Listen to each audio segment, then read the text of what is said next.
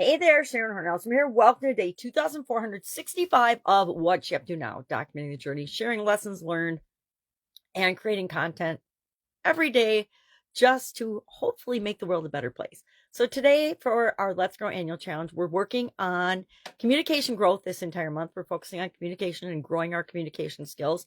And we're going through our growing process. We came up with a process in January that we've used every month to apply to a different area of the life framework. I've got a 9-part life framework that I've used I've used 9 since 2021. But prior to that, I used the same 7-part life framework from the late 1980s on. I learned it from Tony Robbins and Jim Rohn early on, and it worked for me. It helped me to organize my life a little.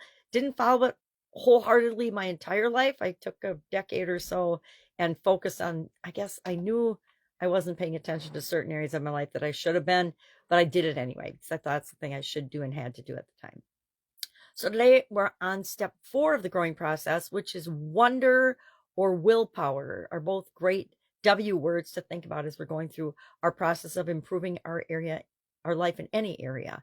And with respect to communication, we're wondering what we can do to speed up our process of filling the gap between where we are and where we want to be and achieving our goal by the end of this year.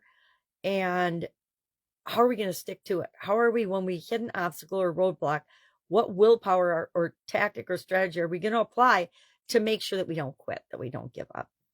I like to consider those topics right in the middle of the process because I guarantee things are not going to go exactly as I had planned every single time for the goal that I'm working on. And there's going to be setbacks. There's going to be roadblocks. There's going to be challenges. How am I going to make sure that I stick to it and hold myself accountable to overcoming the challenges and continuing to move forward? For Supersize Your Business today, we're talking about, and I've done 75 days in a row of fundamental supersizing business strategies, shared 75 different strategies that I use, that businesses I work with use, not all simultaneously, some all simultaneously when they're built into our operating systems and the way we do business and our habits.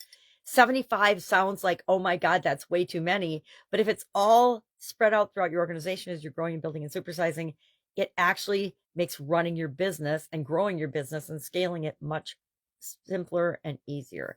So I wanted to do a top 5. What are the top 5 strategies that apply across industries, across business types that everybody should have? But as I was doing it, I couldn't narrow it down to 5. I had to go with 10. And then I didn't share my top 10 today because my top 10 is just my top 10 based on my experience. And I asked the question instead, what are your top 10 most important favorite strategies for growing and building and supersizing your business? What are your top 10 favorite strategies for growing and building and supersizing and creating the life that you want? I don't know that those are different for me than they are for my personal life. I think that I've done a pretty good job melding them both together finally now that I'm much older and wiser than I did when I was in my 30s, 40s, and 50s. My 50s, I was a different story, but my 30s and 40s especially, I was not in alignment with myself and who I truly am. And now I like to believe that I am. All right, that's it. That's all I've got today. If I can help you in any way, ask. Let's have an absolutely fantastic, fabulous day. It's a fun time of year. As you can see, I've got fun going on. But I'm here if you need anything. Have an awesome day. I'll, of course, be with you tomorrow.